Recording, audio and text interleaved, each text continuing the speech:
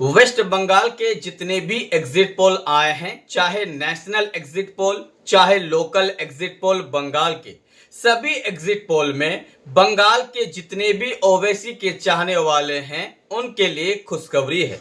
हर exit poll में, चाहे national का कोई भी एग्जिट पोल हो, चाहे बंगाल के कोई भी लोकल एग्जिट पोल हो, सभी एग्जिट पोल में ओवैसी के चाहने वालों के लिए खुशखबरी है। आखिरकार क्या खुशखबरी है? इन सारे एग्जिट पोल में ओवैसी के पार्टी को कितने सीट दे रहे हैं, सब कुछ बताएंगे। उससे पहले छोटा सा रिक्वेस्ट, चैनल को सब्सक्राइब नहीं किए तो सब्सक्राइब कीजिए, और अगर आप फेसबुक पेज पे देख रहे हैं तो फॉलो और शेयर जरूर कीजिए। चलिए अब बात कर लेते हैं जबरदस्त एग्जिट पोल। हम आपको बता रहे हैं बंगाल के लोकल 3 एग्जिट पोल आए हैं।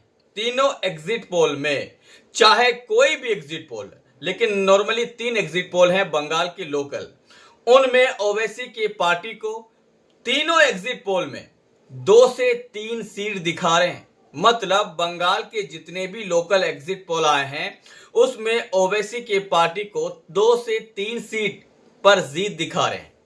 और साथ ही साथ अगर हम बात करें नेशनल टेलीविजन की या नेशनल एग्जिट पोल की, जो पूरे भारत के लिए होता है, नेशनल एग्जिट पोल में ओवैसी की पार्टी को 1 से 2 सीट और कुछ में 2 से 3 सीट, मतलब हर एग्जिट पोल में कम से कम सीट दिखा रहे हैं कि ओवैसी पार्टी जीत रहे हैं।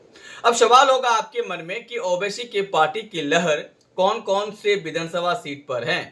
तो जो 3 एग्जिट पोल में दिखा रहे हैं नॉर्मली हम बता रहे, पहला रघुनाथगंज, जहां पे बंगाल के एआईएमआईएम के प्रदेश अध्यक्ष है।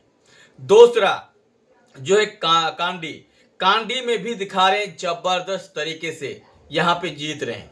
उसके बाद इमरावती का एक नाम है, वहां पे भी जीत दिखा रहे हैं।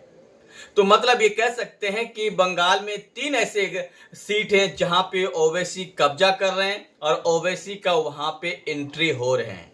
मतलब 3 सीट जीतना बंगाल के लिए, ओवैसी के लिए बहुत बड़ी बात है। कम से कम बंगाल में जाने का, बंगाल में इलेक्शन फाइट करने का, वहां के मिजाज को समझने का एक मौका मिलेगा।